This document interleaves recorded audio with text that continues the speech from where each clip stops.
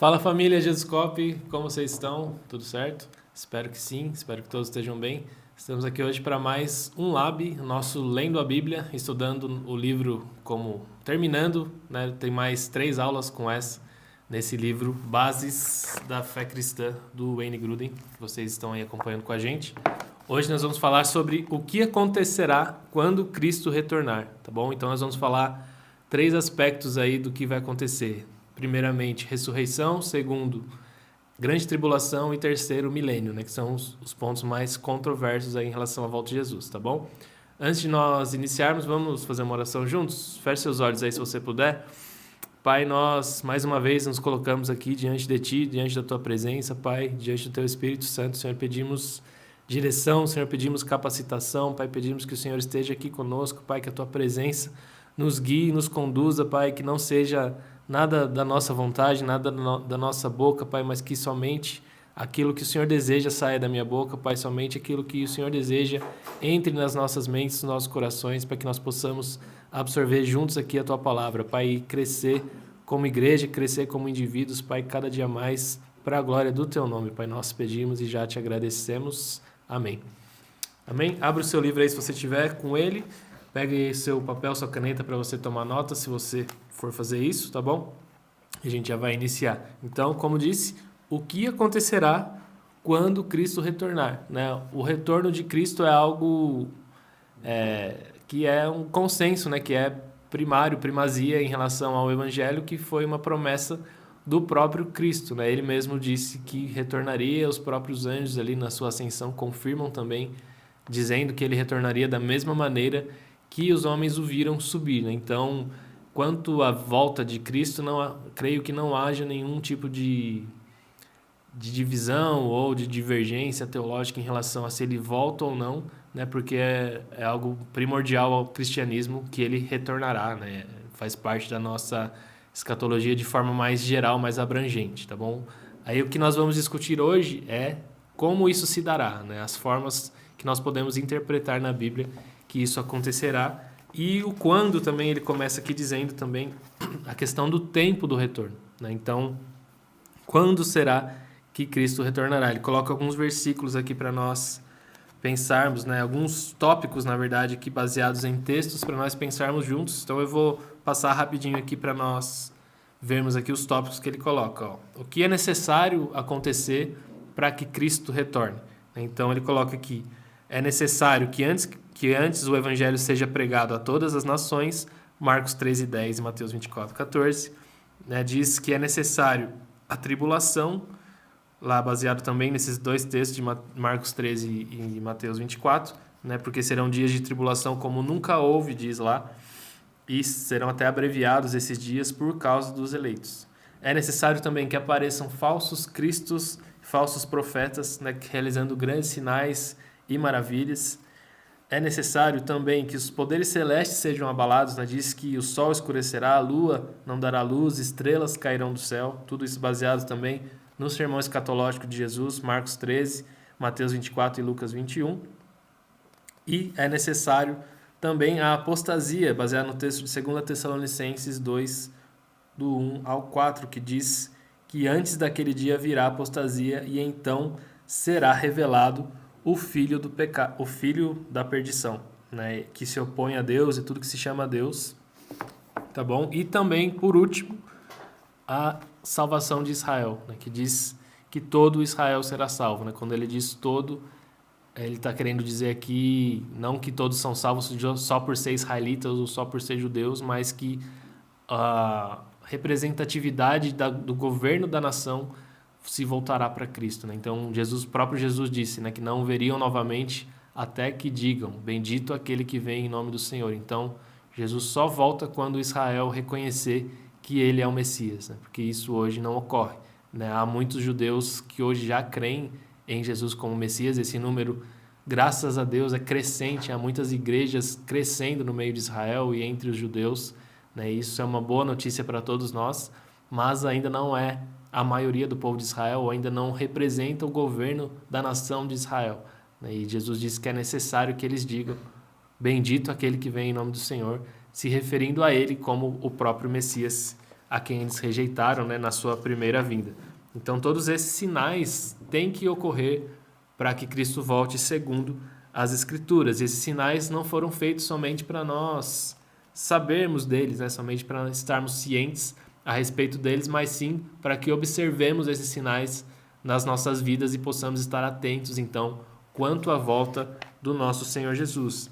Ele nos orienta sempre a estar vigilantes e em oração, né? E esse vigilante é estar realmente atento a tudo que está ocorrendo no mundo, né? Nós não podemos, é claro, ler os jornais, né?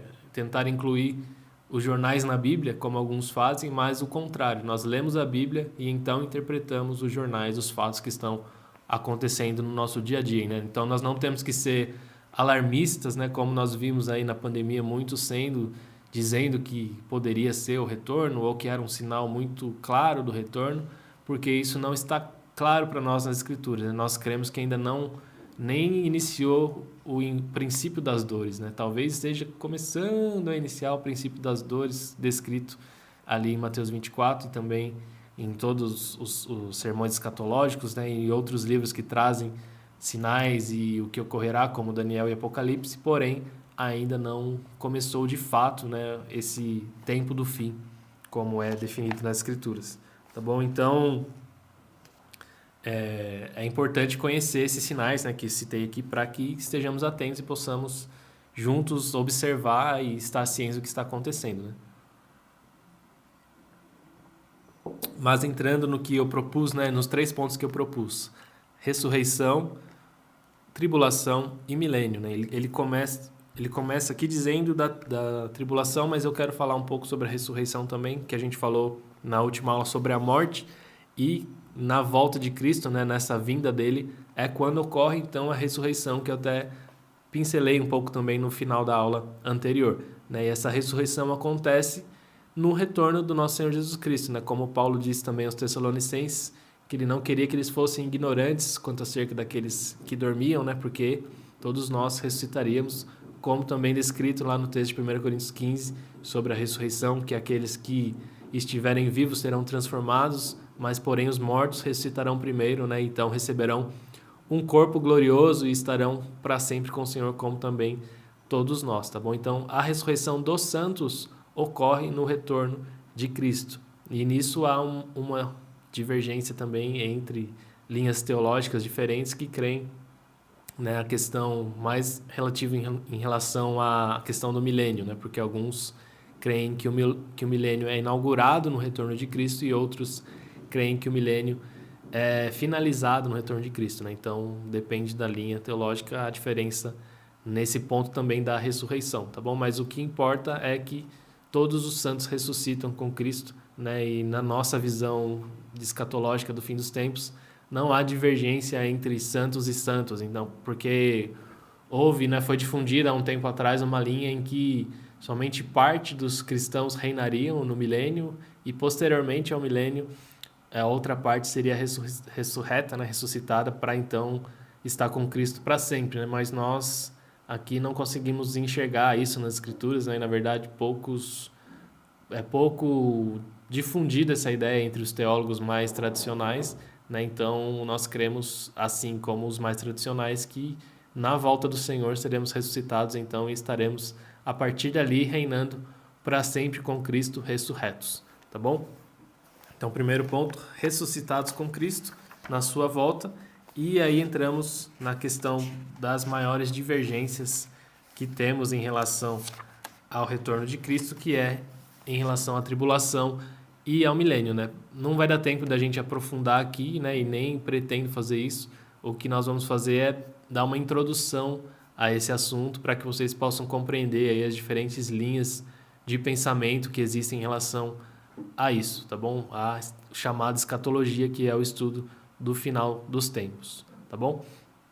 Basicamente, há três vertentes que dizem em relação à tribulação e também ao milênio, né? Mas vamos primeiro falar da tribulação. Então, da tribulação, né? Há uma linha que diz que é pré-tribulacionista, que diz que Cristo retorna antes da tribulação. Há uma linha que é mid-tribulacionista, né? Que diz que ele retorna no meio da tribulação, então no meio dos 7 anos, né? Nos 3 anos e meio, quando de fato as coisas forem se agravar, Cristo retorna, e outra linha pós-tribulacionista que diz que Cristo retorna posterior à tribulação, né? Todas essas linhas têm fundamento bíblico, digamos assim, né? Porém umas mais do que outras, né? E nós, acho que todos que nos acompanham já sabem que cremos na versão pós-tribulacionista, né? Que Cristo volta pós a tribulação, como descrito ali no próprio sermão escatológico de Jesus, em Mateus 24, né, que ele diz que depois da tribulação daqueles dias, né, ele retornaria. Então, nós entendemos assim, e muitos entendem assim, porém, não há problema nos outros irmãos, né, não podemos ter comunhão com outros irmãos que entendem diferente perfeitamente, porque isso não é um ponto central e é relativo ao futuro. Então, é muito difícil nós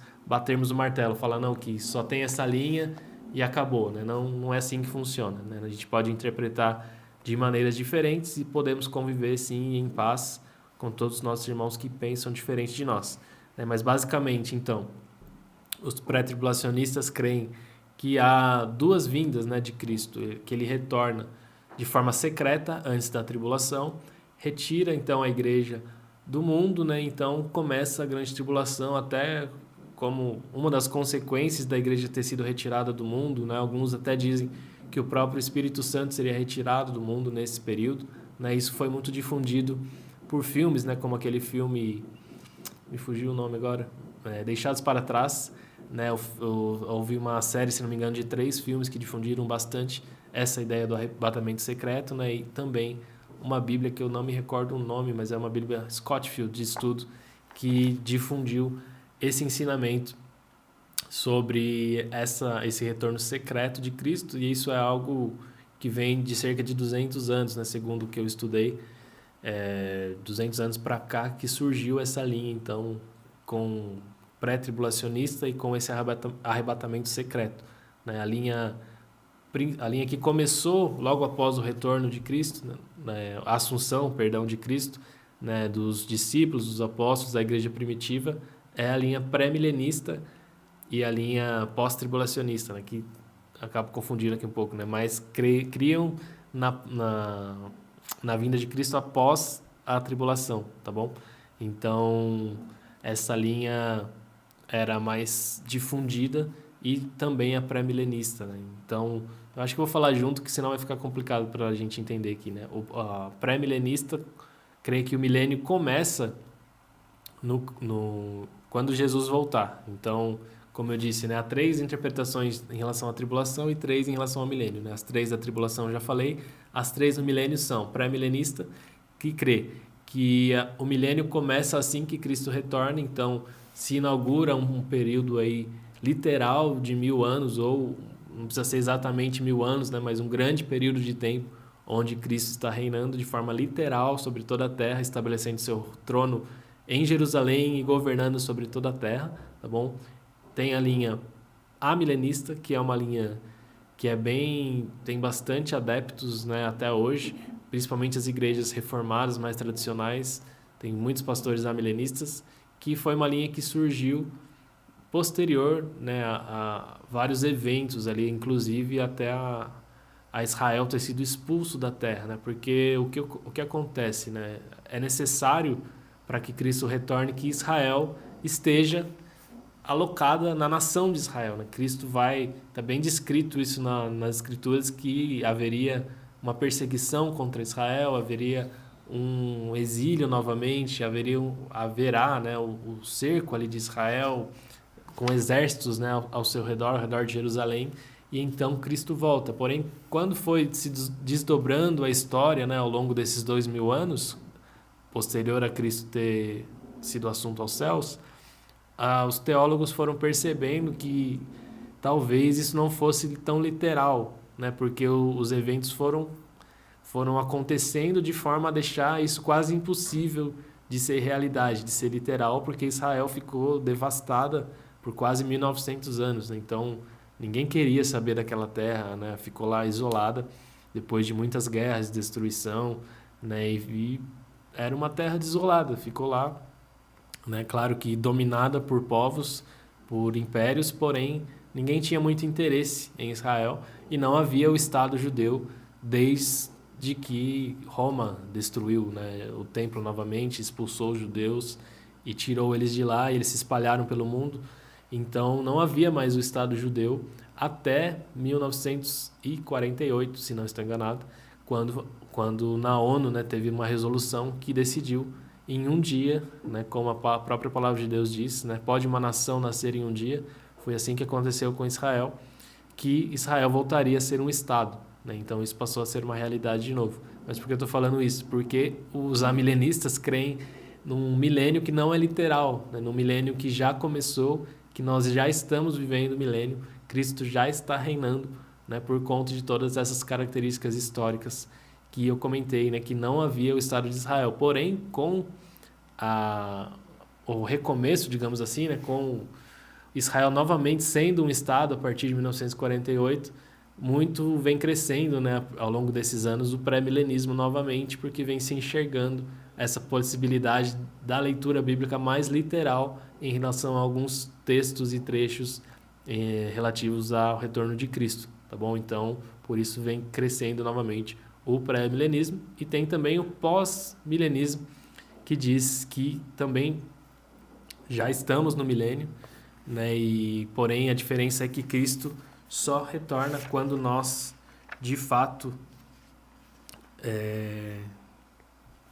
conseguimos dominar, né, todas as esferas da sociedade, as camadas, né? Hoje está muito conhecido a questão dos 7 montes, né? Então é mais ou menos isso que o pós-milenismo diz, né? Que a igreja vai ser vitoriosa, que a igreja vai crescer e se expandir e conseguir dominar a cultura, dominar tudo, e então Cristo retorna, né? De forma gradual vai acontecendo o milênio, né? Então, mas essa visão tem menos adeptos do que a milenista e também a pré-milenista, né? Então, para eu não falar errado aqui, ó, a milenista, o Wayne Grudem diz assim: o milênio é agora e quando terminar, Jesus voltará.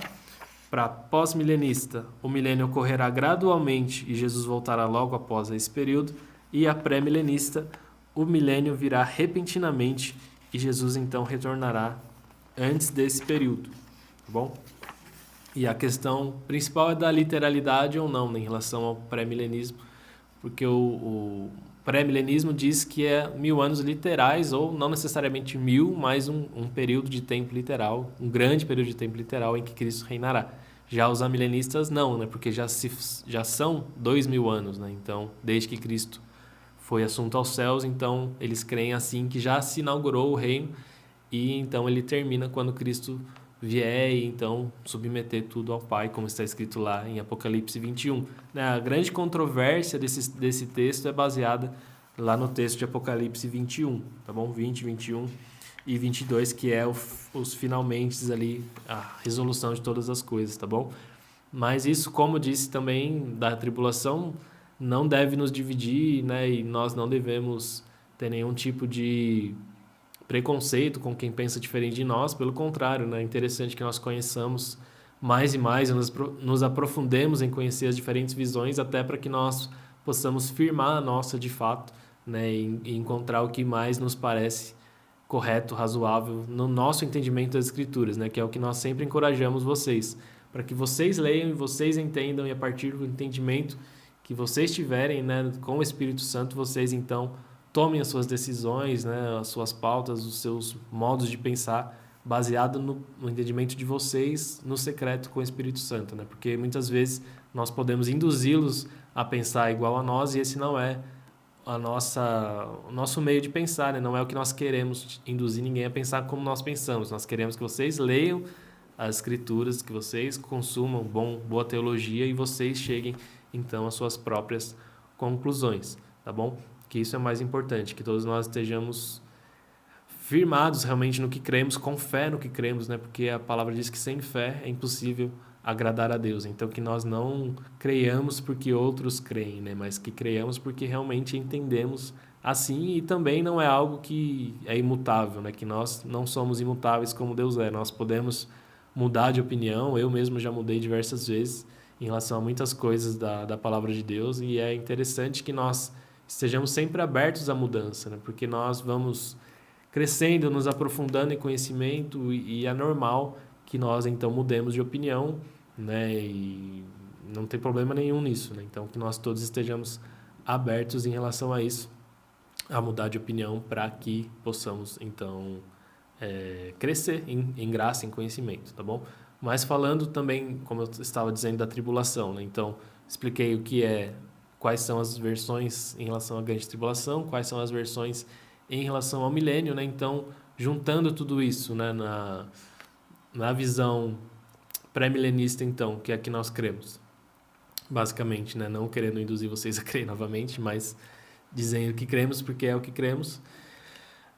Cristo retorna, então, no final da grande tribulação, tá bom? Após os 7 anos, né, a igreja passará tanto pelos primeiros 3 anos e meio, né, que nós cremos que haverá uma falsa paz, quanto nos 3 anos e meio finais, que esse período também não podemos, né, bater o pé 100% que é um período literal de 7 anos, porém parece muito ser um período literal de 7 anos pelas ênfases que a Escritura dá, pela repetição diversas vezes desse texto, então parece muito ser um período literal de 7 anos, então 3 anos e meio com uma falsa paz, né? Porque Paulo escreve que quando disserem, né, a paz e segurança, então lhes virá repentina destruição, né? Então haverá uma ideia de paz, principalmente ali nos arredores de Israel, né? Que o texto saiu de lá, né? Então muitas vezes nós lemos também o texto com uma ideia mais ocidental ou globalizada, né? Mas não é isso que a palavra está dizendo, né? Nós temos que sempre estar com os nossos olhos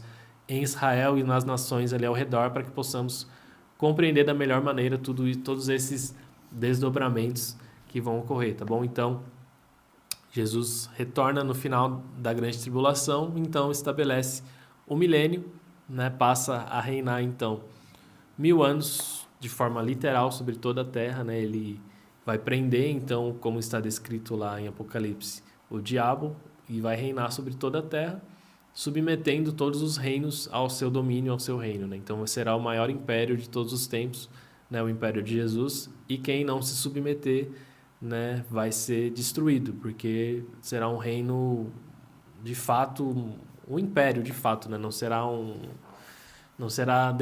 democracia, né? Será uma teocracia de fato e um reino perfeito de Cristo. Então, todos aqueles reinos que não se submeterem a Cristo serão destruídos, né? E nesse período, na visão pré-milenista também, até por isso que alguns não concordam com ela, nós queremos que haverá pessoas, né, que ficaram da grande tribulação e que não conheceram a Cristo, né? Então, as pessoas, né, durante a grande tribulação, né, haverá muitas pragas, como descritas ali em Apocalipse, né? Porém, haverá alguns sobreviventes, né? E esses sobreviventes nem todos se renderão de coração a Cristo, né? Eles podem até se render a Cristo, ao seu domínio, ao seu reino, ao seu império. Eles vão estar submetidos a Ele todos, porém, alguns, o seu coração não terá sido de fato convertido a Cristo. E então, por isso que eles poderão ser enganados no final do milênio, quando a palavra diz que Satanás será solto para enganar as nações, né? Então, ele sairá de novo, enganará as nações e aí Cristo destruirá de fato todos os seus inimigos e jogará Satanás, seus anjos e os descrentes no lago de fogo, inaugurando então o lago de fogo, e teremos o juízo final, que é a outra aula que nós teremos semana que vem, que o Caio vai lecionar para vocês, tá bom?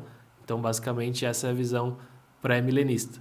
Na visão amilenista, né, nós já estamos vivendo o milênio, e então, quando Cristo retornar, ele retorna para reinar sobre todas as coisas, para já entregar o reino ao Pai e já vai destruir, lançar Satanás com seus anjos no lago de fogo e destruir todos os seus inimigos e novos céus, nova terra, tudo meio que ao mesmo tempo, tá bom? Então ele já vai estabelecer de forma definitiva o seu reino sobre tudo, de forma definitiva, então vai passar a reinar eternamente e nós também com ele, né? Então todos esses eventos que precisam acontecer, né, como o julgamento, tanto dos santos quanto dos ímpios, né? A ressurreição já vai ter ocorrido, mas o julgamento precisa ocorrer, a prisão de Satanás, a destruição de Satanás, dos seus anjos, né? O juízo final, tudo ocorrerão ali nesse retorno de Cristo de uma vez por todas, né? Então, assim que creem os amilenistas.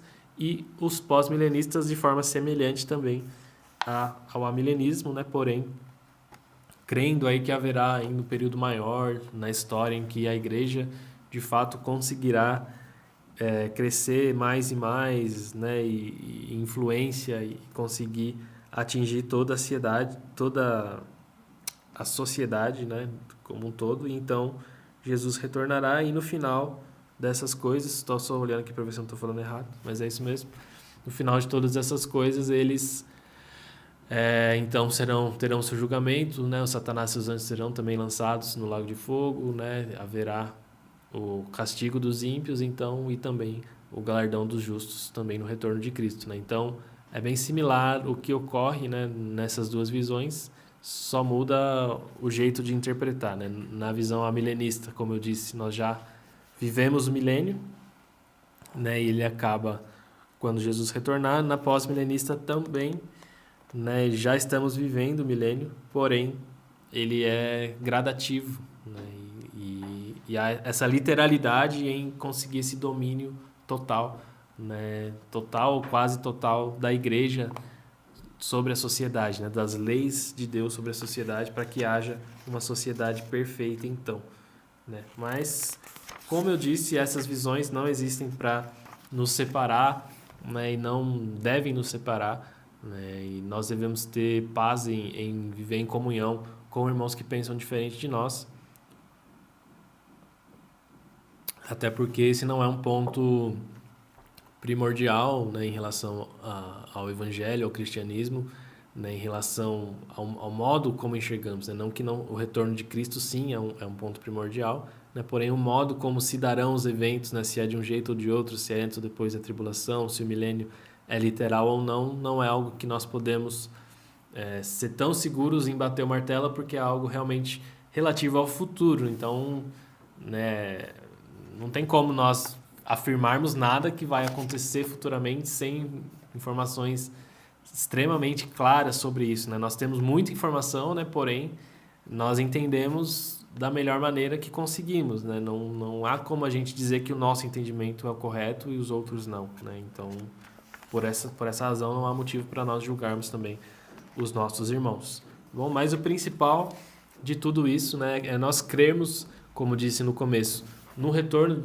do nosso Senhor Jesus Cristo, né, que ele virá para reinar sobre tudo, sobre todos nós, né, sobre toda a carne, sobre toda a terra. Ele virá como esse rei vitorioso, né, ele já venceu, né, nós estamos nessa fase agora de anúncio da sua vitória, né, comparando com os reis da antiguidade, né, o rei vencia a batalha, então ele enviava comissários, né, enviava pessoas à frente para anunciar sua vitória, né, e é isso que nós estamos fazendo, nós estamos indo, fazendo discípulos, né, anunciando a vitória de Cristo, e ele retorna então vitorioso para assumir então esse reino de fato e reinar sobre tudo, sobre todos eternamente, né? Então haverá novos céus e nova terra estabelecidos e viveremos para sempre com o Senhor, né? Até por isso também é importante eu gosto sempre de salientar a importância da doutrina da ressurreição, porque nós muitas vezes cremos que ao morrermos vamos ao céu, então estaremos para sempre com o Senhor, naquele mesmo estado que estamos ali, né? Sem um corpo literal. Porém, não é isso que a palavra diz. Nós não ficaremos no céu para sempre com o Senhor. Nós retornaremos com Ele, né? Os que estivermos no céu, para então reinar com Ele para sempre, né? E só acontecerá isso após a nossa ressurreição, quando recebermos então um corpo glorioso, né? Um corpo glorificado que durará para sempre, né? Que não terá mais pecado e será incorruptível, né? Então, por isso é importante nós entendermos, né? O nosso destino final são novos céus e nova terra, né? A restauração de todas as coisas, a restauração da terra, a purificação da terra com fogo, né? Como Pedro descreve. E após isso, então, a nova Jerusalém descendo do céu, como descrito lá no final de Apocalipse.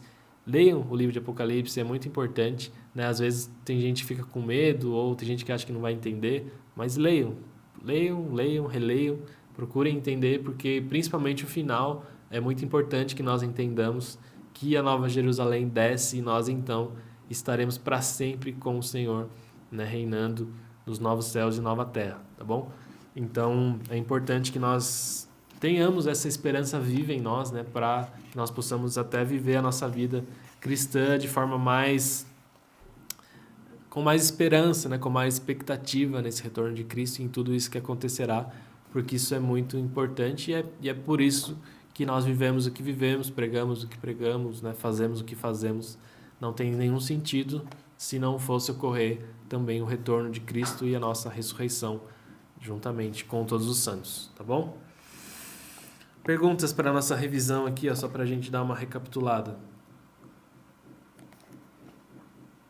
Quais são algumas das coisas sobre escatologia em que todos os cristãos deveriam estar de acordo e quais delas proporcionam a você maior alegria? Então, como eu disse, né, não importa se nós cremos em pré-tribulacionismo, pós-tribulacionismo, mid, né, amilenista, pré-milenista, pós-milenista, não importa. O que importa é que creiamos que Cristo retornará e Ele estabelecerá o seu reino sobre todas as coisas e nós estaremos com Ele reinando sobre tudo. Então, isso é o primordial sobre escatologia, né? Agora, claro, é importante que nós entendamos os sinais, principalmente os sinais dessa vinda, para que estejamos atentos, né? Porque é isso que a palavra nos aconselha, que estejamos, vigilantes e em oração para que possamos entender os sinais e estar prontos para quando Cristo retorne, né? Então, eu acho que o primordial para nós entendermos é os sinais e concordarmos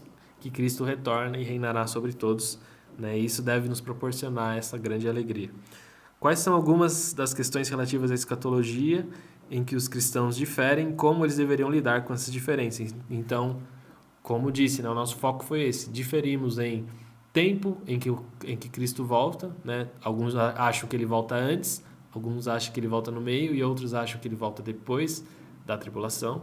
E diferimos em relação ao milênio, né? Alguns acham que o milênio é inaugurado quando Cristo retorna e outros acham que o milênio termina no seu retorno. Porém, como devemos lidar, né, que é a segunda pergunta, é da melhor maneira possível, buscando sempre o diálogo, buscando sempre entender o ponto de vista dos nossos irmãos, buscando sempre explicar da melhor maneira possível a nossa posição e buscando sempre ler, reler, né, consumir conteúdos a respeito para que não nos sintamos, né, donos da verdade, né, e não tentemos influenciar os outros a comprar a nossa posição sem um entendimento da parte deles, né? Então é importante que nós, entendendo a nossa posição, claro, estejamos firmes nela, porém, nesses aspectos de divergência, não é necessário nós ficarmos tentando convencer os nossos irmãos, né, ou convertê-los a ter a mesma visão que a nossa, porque isso não é secundário, né? Não é algo primordial que nós todos pensemos da mesma maneira em relação a tudo, tá bom?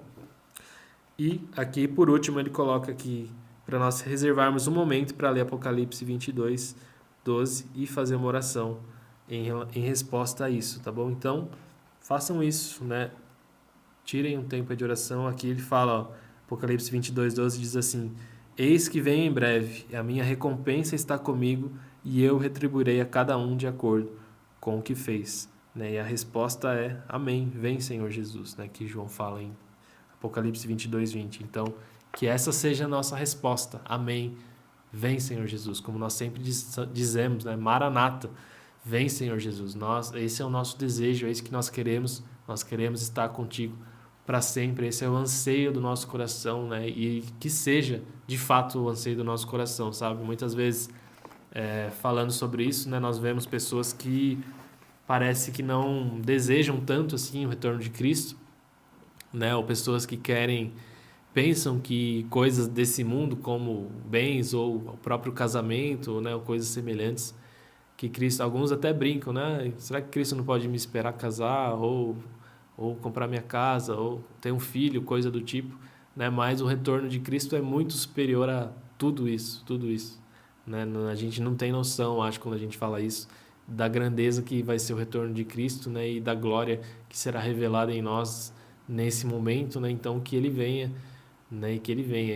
E também em relação à nossa própria morte, né? Como vimos na aula anterior, que se nós partirmos, como disse Paulo, estamos com o Senhor, estaremos com o Senhor, né? Para nós, o morrer é lucro, né? Então, viver é Cristo e morrer é lucro, como disse o apóstolo Paulo também. Então, que nós estejamos firmados nessa convicção, nessa esperança, que nada nos abale, né? E que nós possamos, de fato, compartilhar essas informações, essas revelações, esses aprendizados e entendimentos com as pessoas ao nosso redor, para que essa esperança de fato se espalhe no meio do povo de Cristo, né? Para que todos nós estejamos de fato desejosos do retorno dele, né? Ansiando a sua vinda e fazendo a nossa parte. Qual é a nossa parte? Levantar incenso, né? O que diz lá em Apocalipse em relação às taças, né? Elas foram cheias do incenso das orações dos santos. Então, que nós possamos levantar incenso sempre na presença do Senhor, tanto no nosso momento devocional particular, quanto em comunidade, tanto nos nossos cultos, nos nossos DNAs, onde nós estivermos, que incenso seja levantado diante do Senhor para que Ele venha o quanto antes, né? Como a palavra nos diz, é possível que nós apressemos sua vinda, né? Nós não sabemos como isso se dá dentro da soberania divina, mas a nossa atitude, o modo como nós vivemos, pode apressar a vinda de Cristo. Então, que nós vivamos assim, sempre buscando apressar a sua vinda, que é o que nós faremos se de fato for o nosso desejo. Tá bom? Então é isso a nossa aula de hoje. Vamos orar mais uma vez para nós encerrarmos. Pai, muito obrigado, Senhor, por mais esse momento aqui, Pai. Obrigado, Senhor, pela Tua palavra.